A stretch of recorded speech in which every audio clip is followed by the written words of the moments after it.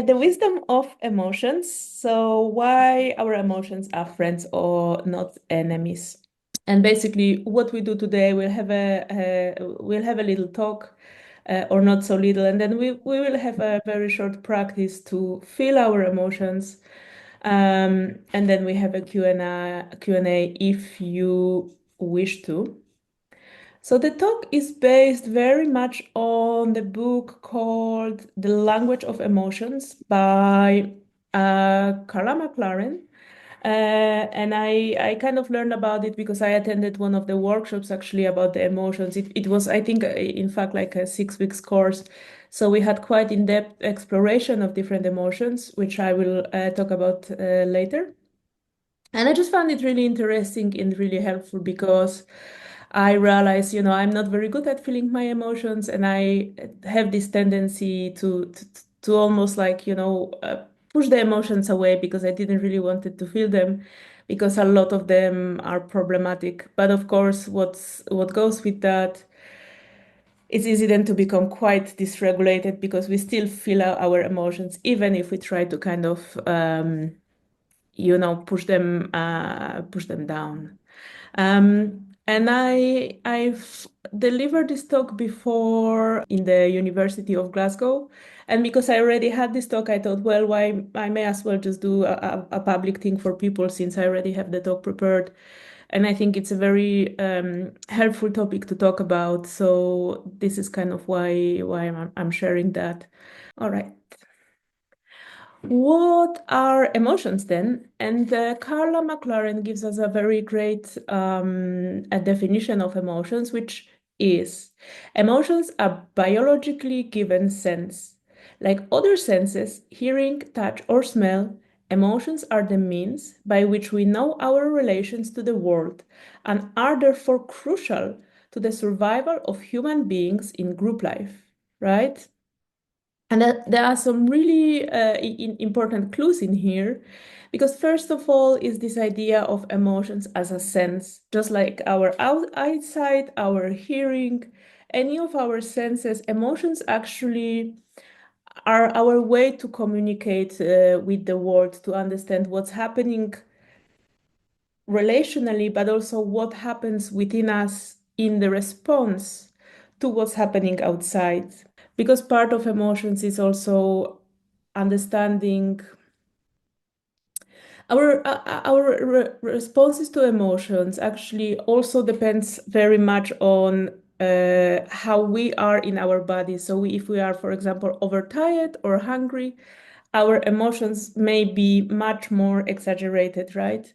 So it's also helps us to get this general sense of like, how am I right now in this situation in relation to the world, right?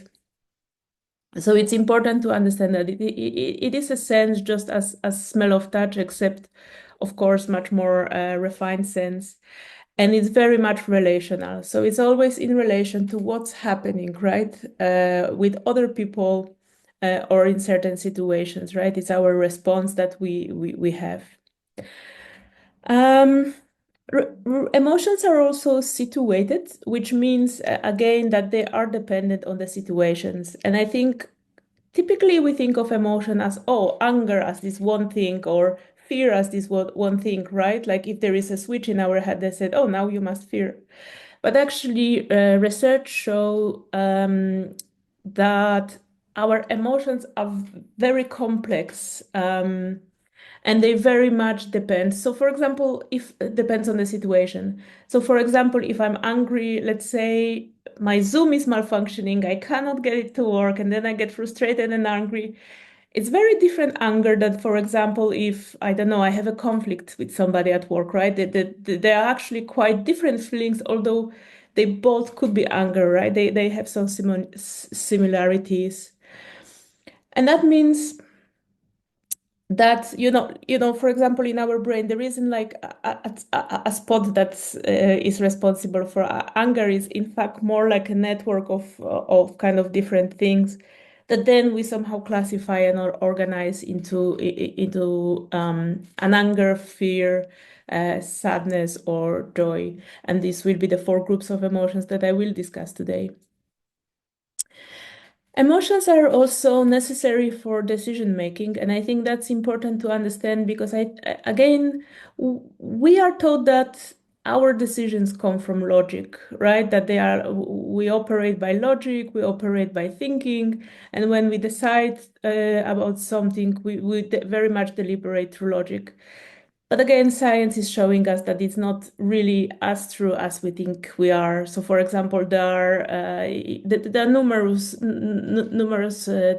kinds of research.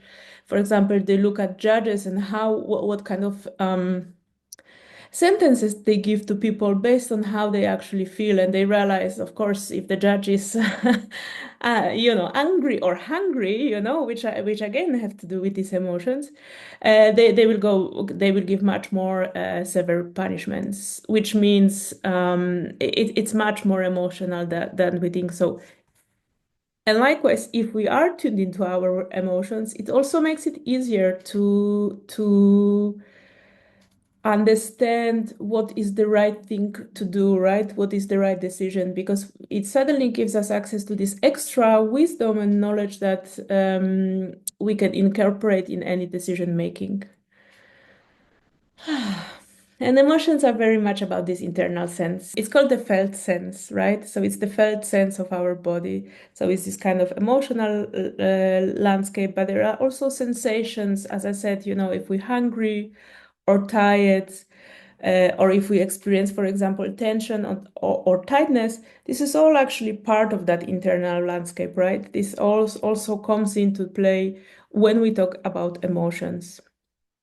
And you can see how through that internal sense we start to link to embodiment because eventually it's about feeling what's happening inside, which often we are not very good at.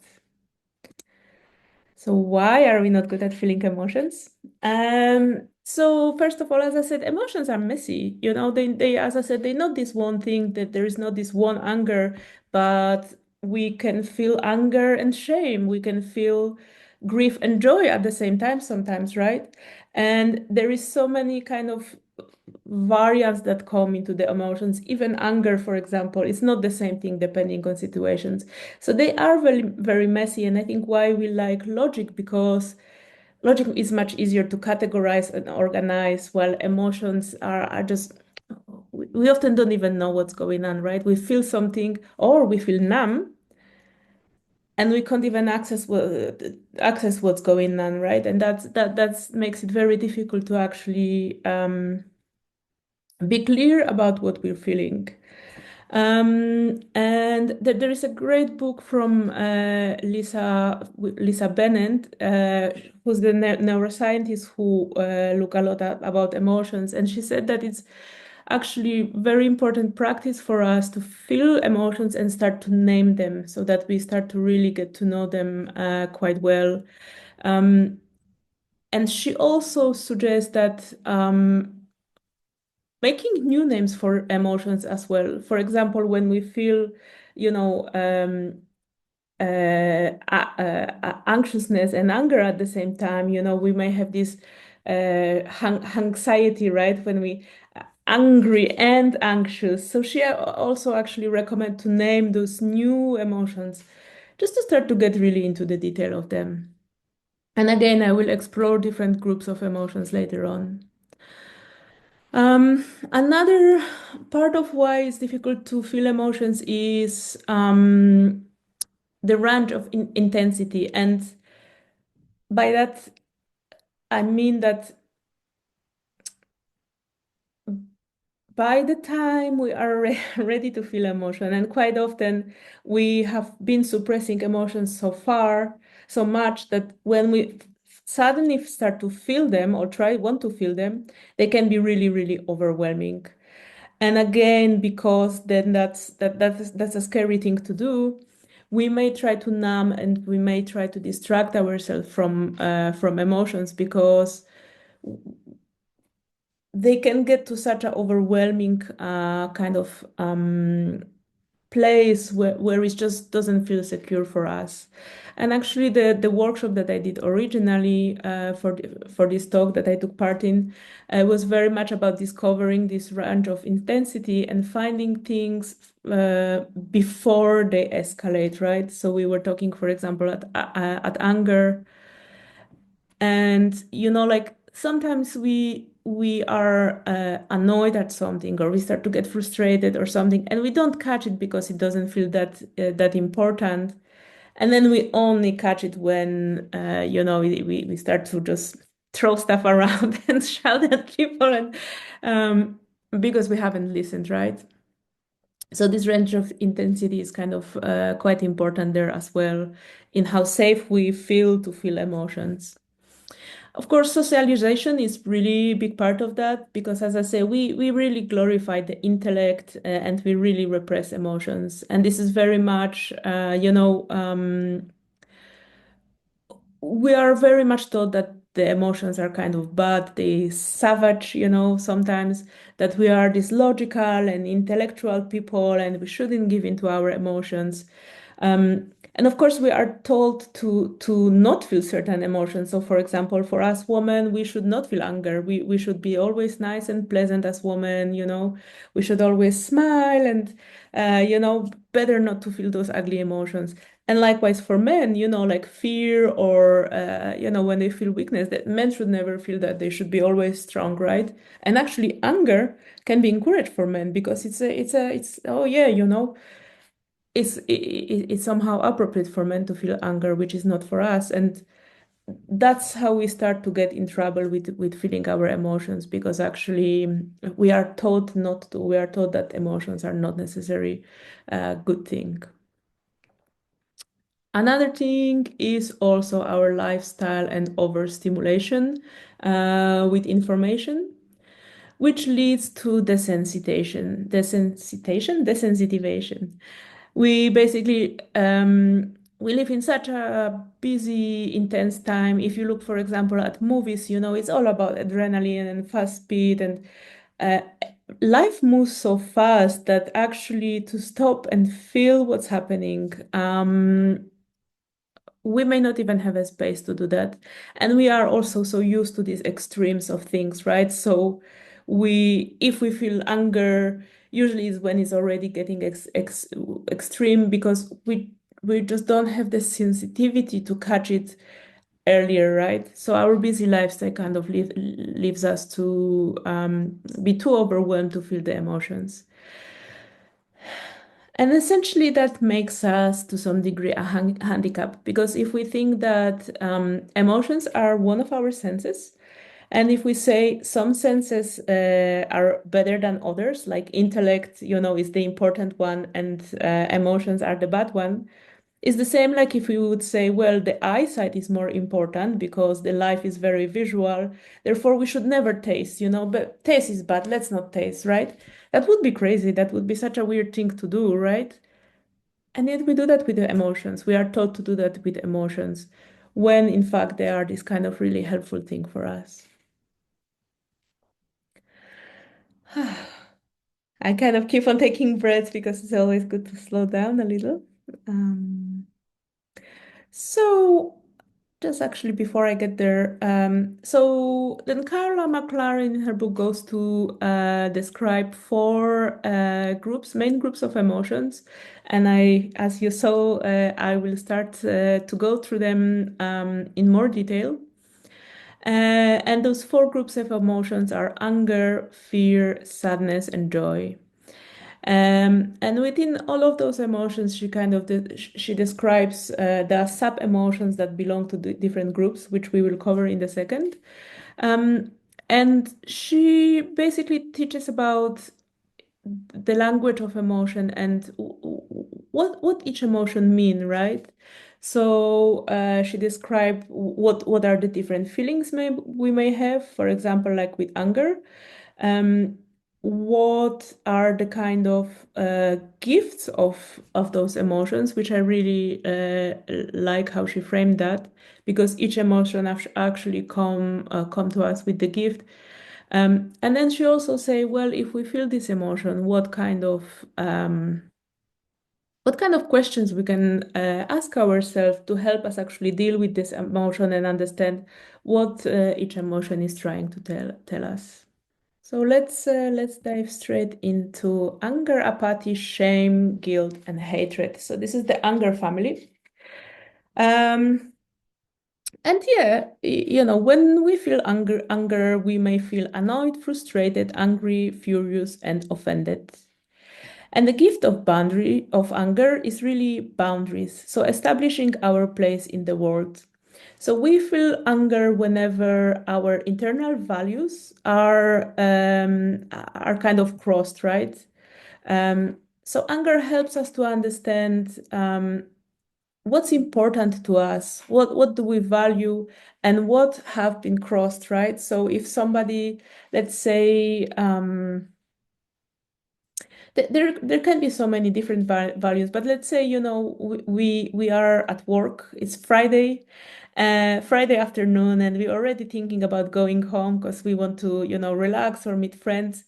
And our supervisor then comes and put us extra work on Friday night. Of course, we are angry because that's crosses our value of having the free time, of having our leisure time. And that's the kind of example of where the anger could come up, right? And in that way, anger is also great because when healthy, it can also motivate us to take action and stand up for ourselves and what matters to us. So it's also this kind of emotion that motivates us for action to react and protect what is important, right? And the questions of anger is, what do I value? What must be protected or restored, right? So whenever we don't really know what's going on, but we feel anger, it's good to stop and reflect a little bit of like, what is it about this situation that makes me so angry, right? Sometimes it can be, I think that's a caveat with anger, especially, but with many emotions. Sometimes it can be actually an old anger that we have, for example, with our parents or somebody with the past, but sometimes a new situation can also trigger those old memories. And it also could help us understand what from the past, what kind of need to be restored, what do we need to readjust in our head and resolve so that we can forget about that anger. But of course, it is often very much justified about situations that we are in. The second emotion of anger is apathy. And I was really surprised to find that because apathy, when we feel apathy, we may feel ambivalence, detachment, indifference, numbness, or being turned out. And I think that's why I was so surprised because anger is, for me, it's very like intense emotion, right? There is true charge, while apathy is actually the opposite. But it's almost like the two sides of the coin. So, for example, apathy, when we disconnect and detach, is similar like we give somebody the silent treatment, right? We say, okay, I'm gonna punish this person and stop talking to them. I'm gonna stop responding. I don't care, right?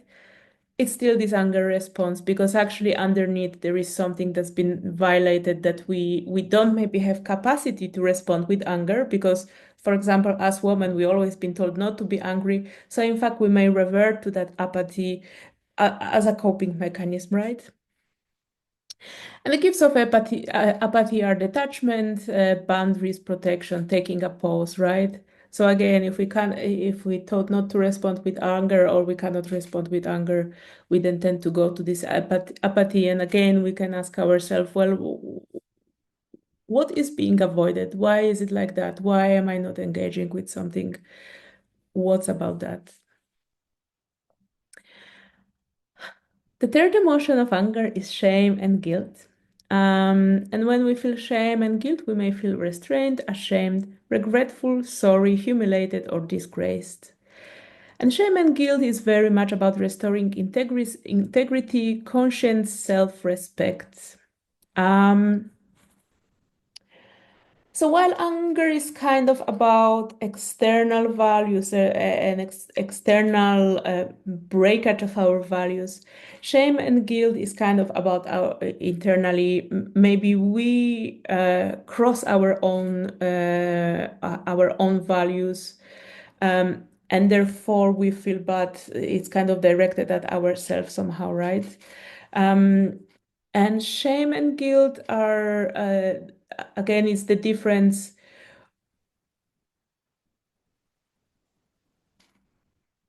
Shame is kind of when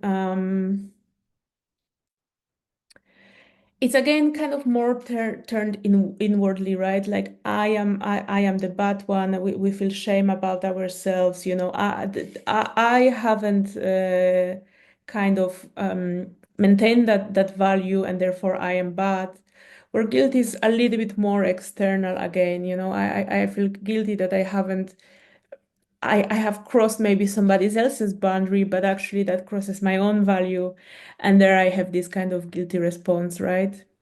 But they're very much about like our own crossing of the boundary, maybe because situation forced us into, but again, it tells us about our own internal kind of morality and values. And the questions of shame and guilt are what must be made right? What have to be restored for us to feel good again? And again, there may be a lot of historical shame and guilt. And I imagine with many emotions, there may be a lot of history, but of course, it may be also about the things that are happening in present. And then the hatred is the fourth one, and I have a problem kind of getting really precise about what hatred is exactly. But when we feel hatred, we may feel annoyed, irritated, antagonized, resentful, contentious, or righteous. And the gift is self-awareness, inner evolution, shadow work. And what Carla McLaren talks about hatred is very much, you say, is like this kind of mirror. And actually, it's much more about us than about somebody else. So, for example, if we feel the hatred towards, for example, a group of people or towards somebody, actually, it's very much reflect to us what we don't like about ourselves or what we are worried that we may lose out somehow. But it's very much a reflection of our own kind of insecurities and our own values. So it's really interesting, and it really kind of highlights the things that are hidden for us about ourselves, right? So we can use it as this mirror. And the questions are, what have fallen into my shadow? What must be reintegrated, right? What do I have to become aware of? So this is the anger family. Then we have the fear family. And again, there are four different groups in there. And of course, groups, as we say, they're not really grouped because they are multi, but we can kind of understand those groups to some degree. So fear is very much about getting us ready for action. It's about this preparedness. So we may feel alert, instinctive, afraid, focused, unsettled, vigorous, and petrified. So within fear, something is happening and we know we have to get ready for action. So it mobilizes our whole body in preparation. It helps us to focus when we have to do a task or achieve something when we feel anxious about. And it's kind of this mobilization. So the gift of fear are intuitions, focus, clarity, readiness, vigor. And of course, we are not talking about extreme forms of fear, but just the natural fear that we have, you know. As I knew I gonna be speaking today, I was already feeling a little bit getting ready, right? There was I was a little bit unsettled because I knew, okay, I'm gonna be focusing right now. I have to be ready for this. And the questions of fear is what am I sensing? What actions need to be taken, right? And I think this one, what actions needs to be taken, is very demonstrative of what fear is behind. And again, when we think about this range, we can have the little fear or we can have the terrible fear, such as panic, when it just goes really out of hand. And it's the same with anxiety and worry. And similarly, like fear, anxiety, and worry, is kind of preparing us for action, but the difference between them is fear is much more about what is happening right here, right now. There is a tiger in the room. I have to respond right now. While anxiety and worry is much more about future think. It's much more future reaching, right? And actually sometimes may not necessarily have connection with reality. It can be our own kind of thinking that leads us there. While fear is much more about what is actually happening right now. And the gifts of anxiety are foresight, focus, preparation, and task completion. So this is what anxiety actually help us to do, is to think about a longer term actions, being a bit more strategic, having this kind of foresight, getting us ready for something in the future. And again, the question is, what needs to be done? The third emotion of fear is confusion. And again, this was a bit surprising for me, but it does make sense. So, confusion, when we feel confused, we may feel pensive, unfocused, confused, contemplative, or suspended. And the gift actually of confusion is taking a pause, malleability, and innocence. And I think taking a pause is quite important. I Confusion is actually something that I really learned to work with, because what I started to recognize is that whenever I am confused, it means that I am not ready to act because I don't have all the necessary data, or maybe there are conflicting data. And actually, rather than trying to rush in the decisions, it's much better to take a sit back and let things kind of clarify a little bit before taking action. And therefore, the question is, how do I welcome not knowing and not doing, right? So it's a very helpful actually guide to tell us, hold on, you need to, it's not the time to take the action now. Just wait and see what's gonna happen, right? And part of the work is to become more comfortable.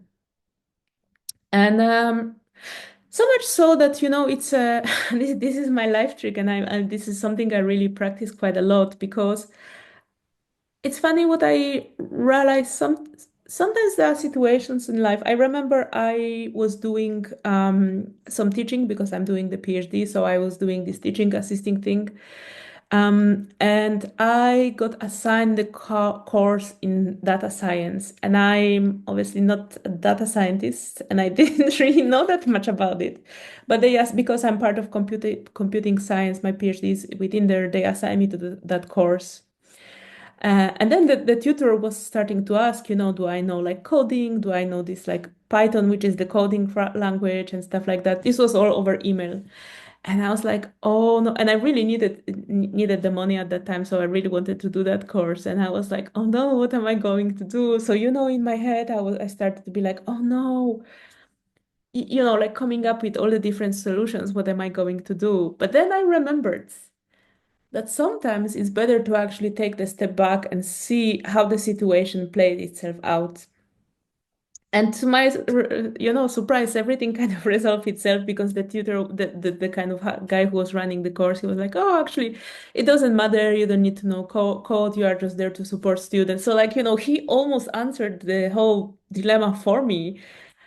And it was so incredible because, yeah, just by taking this step back and having the confidence to take a step back and rest with that uncertainty, actually, I didn't even have to do anything. It was quite telling, and it's something I really practice a lot. And the more I practice, the more I realize actually being inactive is so beneficial to us, because if we don't act, other people, especially in the conflict, they're gonna try to step in to resolve it for us. So somehow, that's the anecdote there. I feel is quite interesting. And then we have jealousy and envy, and again, they kind of They're kind of about protecting things that are important to us. So when we feel jealous or envy, we may feel concerned, distrustful, lonely, possessive, protective, deprived, or greedy. And the difference between them is that jealousy is about worrying about losing something that's important to us, while envy is kind of worrying that we don't have what somebody have. So one is kind of relational to a degree, and the other one is much more about resources. And I'm using the term resource in much broader term.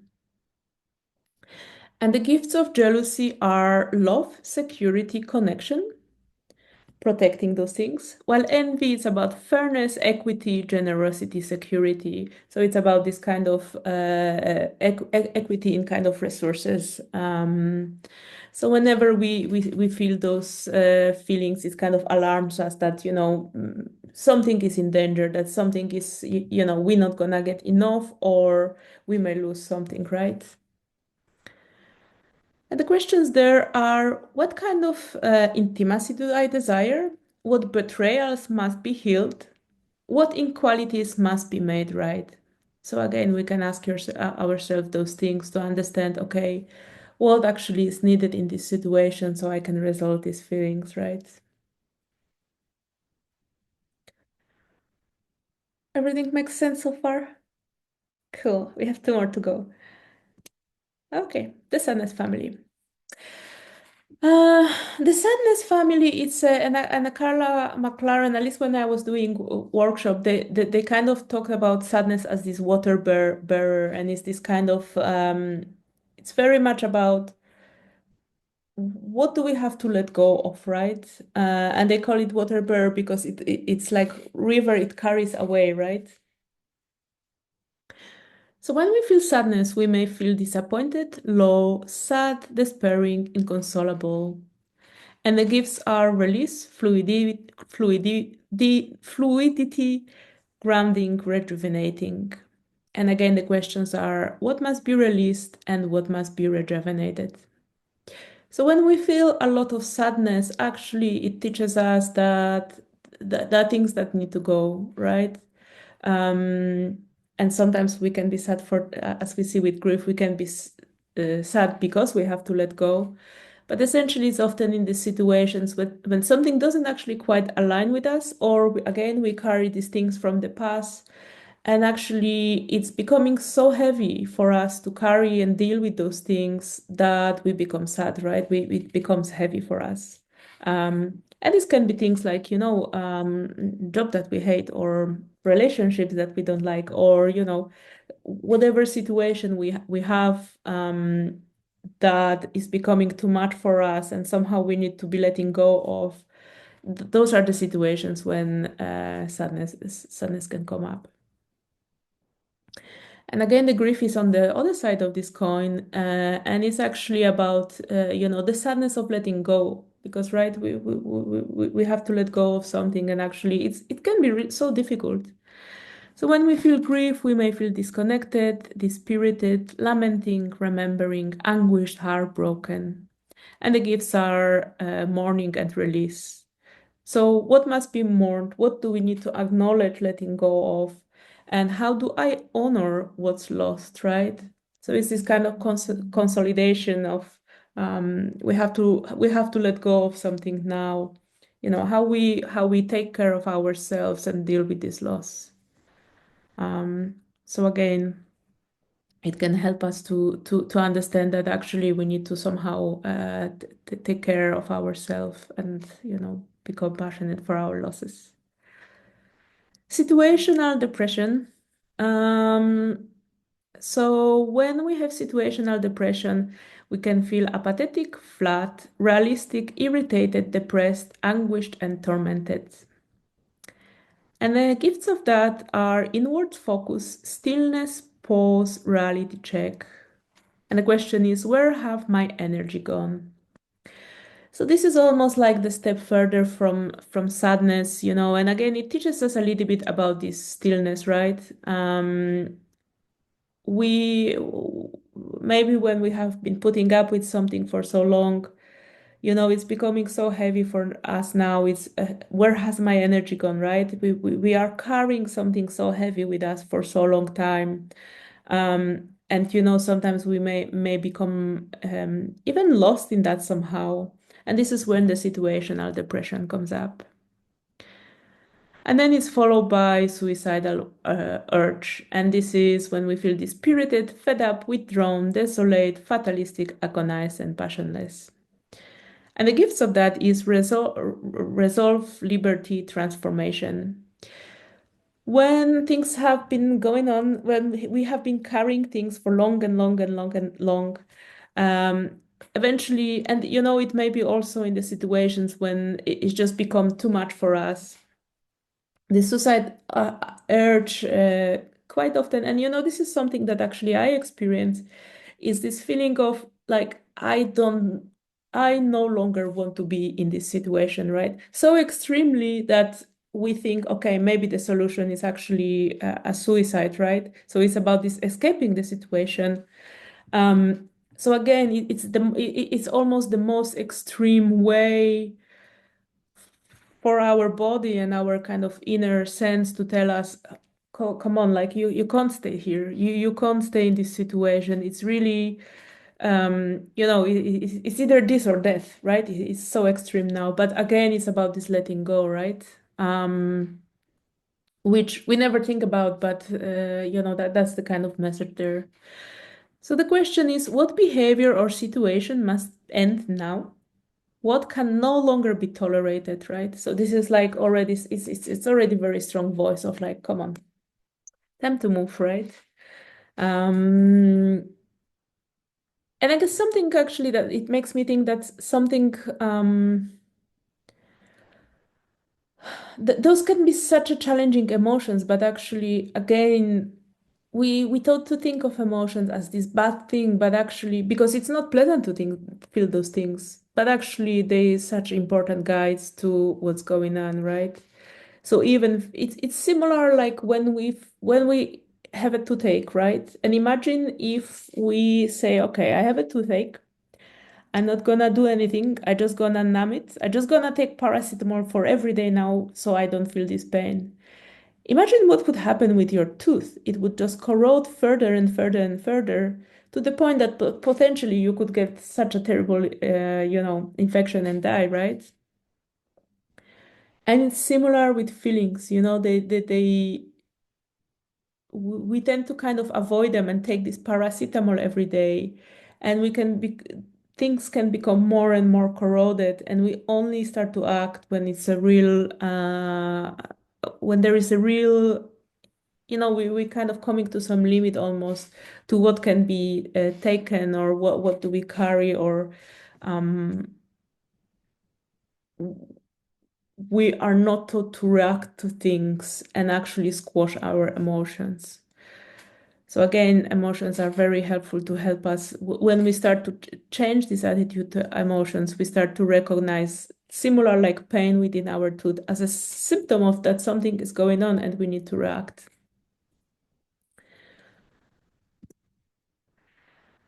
And then finally, we have the happiness family. And happiness is also really important guide because essentially happiness told us about what is right for me, what things are going well. So when we feel happiness, we can feel hopeful, naive, upbeat, delighted, optimistic, playful, giddy, jubilant. And the gifts of happiness are amusement, delight, wonder, and playfulness. And the question is, what delights me, right? So it's this compass of what is important and joyful to me, what things, again, it is to do with those values, but also things that give us joy. And when we feel happiness, not just this momentary thing when, sometimes, I don't know, we go on the chocolate binge and we eat the whole chocolate and it feels great in the moment, but actually it's not true happiness, right? We know that. But when we do experience happiness, moments of happiness, we can understand that, those are the things that nourish our soul, and those are important things to us. And actually, almost like a compass to follow. And similar with contentment, we can feel calm, comfortable, confident, fulfilled, proud, sometimes even arrogant. And the gifts of contentment are satisfaction, self-esteem, confidence, and fulfillment. And the question is, how have I embodied my authentic values? And this is, I think, contentment have also a lot to do with gratitude. I realized at some point last year, um, because the tendency is that we always want more and we always want to make things better, and we always kind of chase this, like, like a donkey with the carrot dangling at the end. We always chase improvements and making everything better. Um, and last year, I had a moment when I sat down and realized, you know what? My life actually is not that terrible. If I didn't improve anything today, and this is not to advocate to not take any actions, but I've actually had the moment of realization when I felt this contentment, and I realized, I'm doing quite okay. Okay, I'm not rich. I don't have whatever people want to have, but actually I have enough to be happy in life. I felt quite good at that period of time. My living situation was quite good. Everything was kind of quite okay. And it helped me to reaffirm that actually I'm doing okay. And it was really quite groundbreaking for me to actually feel this contentment, because also somehow it relieved a lot of pressure for me, because I have the tendency to be an overachiever and always push for development and changing things. And actually to feel this contentment was like, wow, I don't have to do anything. I don't have to achieve anything more. I can just sit down and relax and enjoy the moment that I have right now. And for me, that was, for me personally, that was really huge. And then we also have joy. And when we feel joyful, we may feel inspired, peaceful, excited, expanded, blissful, euphoric, and even manic. So, joy is about expansion, inspiration, radiance, and bliss. And the question there is, what brings me deep connection and infinite expansion? Um, so, I guess there are two things about joy. So, on one hand, yeah, the joy is this. When I feel joy, and I always think about this connection with the divine, as this kind of, sometimes it can be so blissful, right? And it can be it can be almost supernatural, right? When we on top of the world, it can be such, sometimes those moments of joy can be really profound experiences, right? When we really go beyond the kind of ordinary world, and we touch something. That's what I mean, the connection with the divine. We just touch something a little bit greater to us, this greater inspiration. um it may be through like amazing sunset or whatever you see, right? When we feel this joy, we just touch something beyond us, something bigger, and this is quite often when actually that joy comes in. But we also see, on the other hand, that there is this maniac aspect of joy. And when I was doing the original workshop and we was exploring the kind of ranges of that, there was also this kind of maniacness, this ecstasy when you almost lose touch with reality, right? We so ecstatic, and and it can be problem for people, especially when there is the for example, bipolar disorder. When people go up and down, there's depression mania. So it can also be problematic, but in general, joy, it's and the question is in this question, what brings me deep connection and infinite expansion, right? It's about expanding ourselves beyond to what we are here right now, to something bigger, right? To to to transcending beyond ourselves. And again, this kind of transcendence can help us to know where can we find change, right? Where can we find, so for example, if we think about the depression before, when we stuck with something too much that we need to let go, joy actually show us the other side of that expansion, that letting go, that freedom to some degree. The enemies of feeling emotions, and again, it's quite similar to what was before. So intellectualizing, when we try to feel our emotions, we say, okay, I'm gonna be good, I'm gonna feel my anger. uh, but then we start to think about this anger that we're feeling, and we may be talking about this anger, and we may have the whole reasoning about why we're angry, why we're not. And actually, not even for the second, we actually feel that anger, right? And this is a very helpful, well, not very unhelpful, but it's a strategy of our mind to actually escape really feeling the emotions. So we start to think about the emotions but not feel them. So this is definitely something to look out for. Numbness, and I think I shouldn't call numbness an enemy, but what I mean by that, sometimes when we start to, and we'll do a little practice in the moment of feeling the emotions.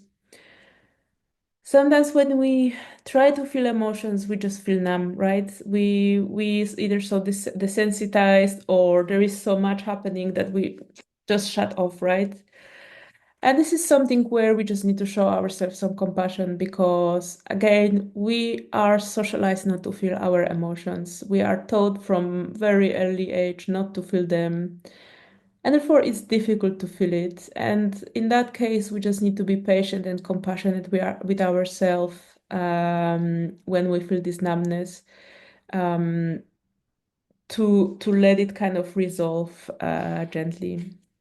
And then there is also this overwhelmment, right? When it's just too much, we decide, okay, I'm gonna get in touch with my emotions, and then we like, oh no, no, no, no, no. It's just so much. We know that, and it sometimes can feel like we're gonna shatter, when we start to feel some of those emotions, we may feel like we will be obliterated, like it's just gonna all explode or come up. That's why it's difficult to get there, right?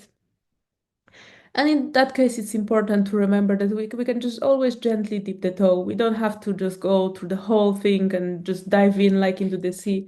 We can just dip the toe little by little, expand our range of what we feel safe to feel. Um, and again, using embodiment practices, we can build more capacity to feel those emotions. And so how can we get better at feeling emotions? So, we have things like resourcing, grounding, nervous system regulation. So all of those kind of embodiment practices um, that we practice. So there are two kind of types of embodiment exercises or nervous system regulation exercises. One is about union, so helping us get in touch with our body and feeling our emotions. And the other type is to bring us safety, right? Which is this resourcing. So we have a quick look into our emotions. We realize, oh, it's just gonna be too much. We just gonna go crazy if we're gonna start feeling the emotions. But we can then revert to safety, right? We have these tools, for example, like breathing exercises, or also mindfulness to some degree, where we can feel a little bit, we can come back to safety. We can feel a bit, we can come back to safety. And through learning to do that, we can get a little bit more empowered to know, okay, I can look into those difficult things because I have this resourcing, these ways to revert back to safety. And eventually, with time, we can restore our ability to be fluid with feeling our emotions. And what I mean by that, when we try to get in touch with our emotions, we can feel them and don't get engulfed with them, right? So, for example, this is something that I do regularly as a practice. Sometimes looking at the things from the past, sometimes looking at the things that are happening right now. I just let myself feel and I let myself cry. But because I have this preparation, I have these tools, these resources that I know I can stay safe emotionally. It's not a big deal because I know, okay, I'm gonna spend, let's say, half an hour crying, going for it, releasing anger, releasing sadness and whatever, and then I will be fine, right? And this is our kind of capability that we need to practice through those kind of tools like embodiment, etc., to give us this capacity to basically feel. And we do that, and we'll do in the second this exercise when we explore our felt sense. So it's just really getting in touch with those feelings. And then again, the feeling and naming emotions. So we can also, whenever we start to feel something, we can have exercise when we give our emotions a name. And that way, we're just getting better at recognizing them. So yeah, you know the drill. So I'm gonna invite you to maybe sit back, get comfortable, get a sip of tea. It's a lot of talking and a lot of information, so we can integrate that a little bit now. So if you just sit back and close your eyes and you're if comfortable, and just taking a moment to feel our breath, and we can take a deep breath in and out.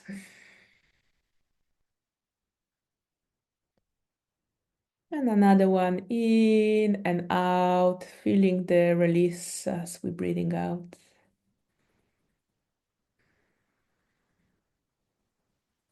And in and out, you can sigh out if you want to.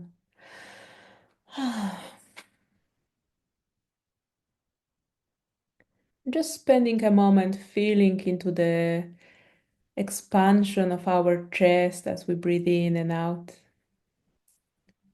Our chest moves up and down, expanding and collapsing.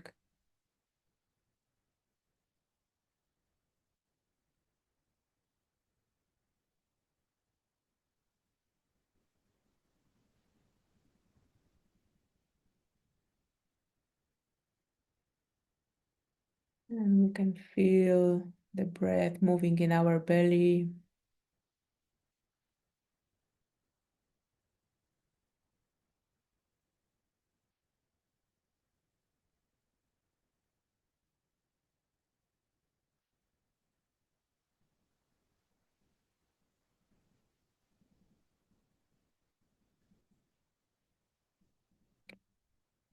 We can start to feel into the sensation of our sitting bones against the chair or sofa.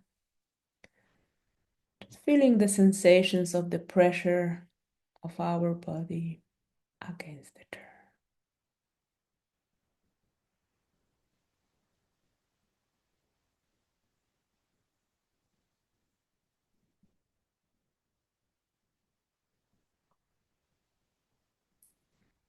Feeling that gentle pull of gravity.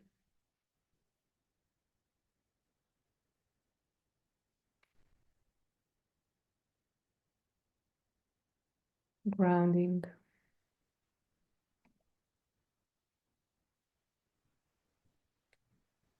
Maybe even feeling that we're sinking deeper to our sofa or our chair.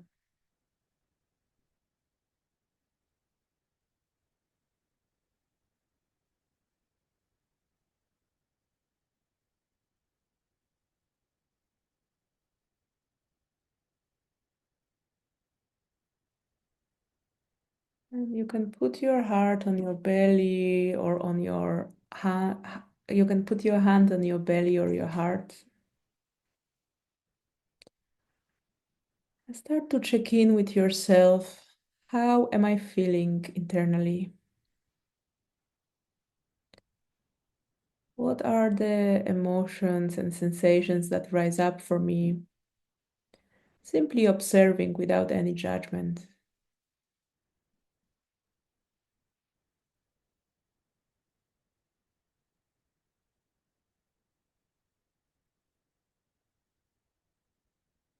Tuning in to our internal felt sense.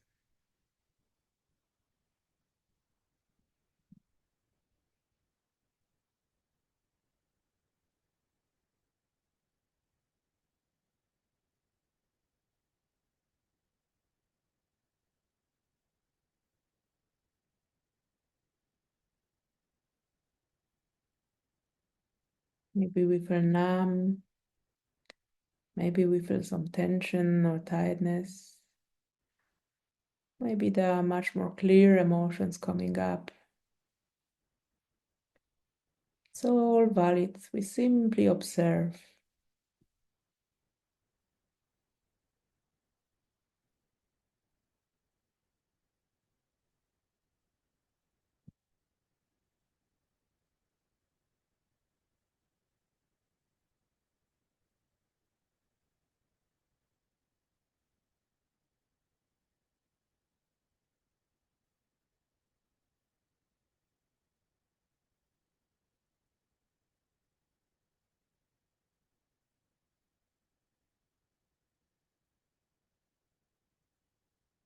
If your mind starts to wander into the realm of thoughts, bring it back to the sensations of the body.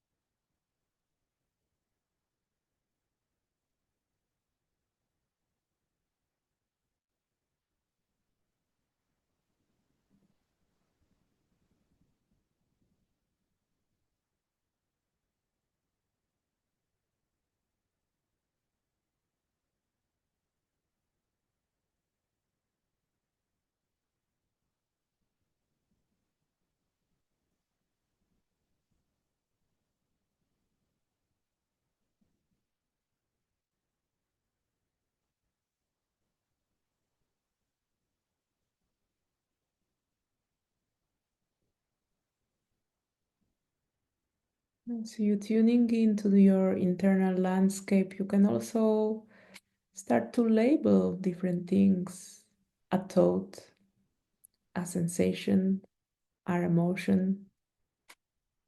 Whenever something is coming up, try to give it a name or category and see what are the different things that come up.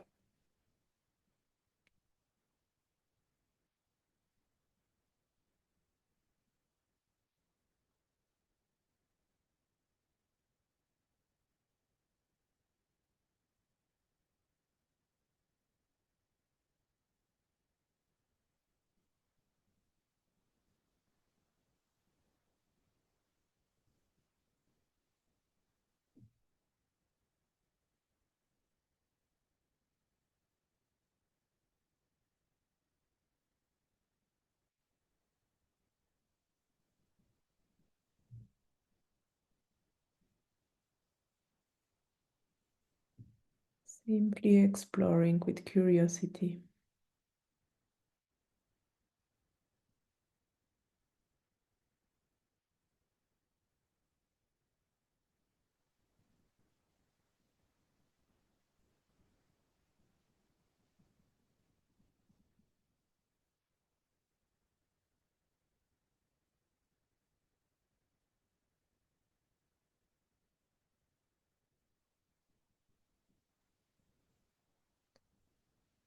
And if you still label your internal sensations, just let go of that and simply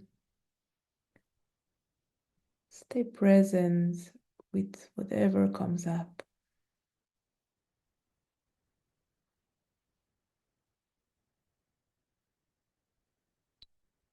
Feel into what you are feeling.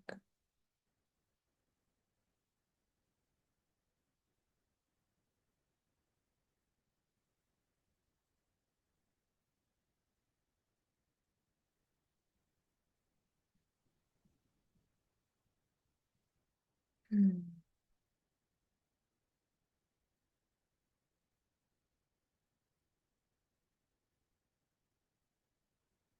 Whenever you're ready, you can open your eyes, look around the room, take your surroundings in.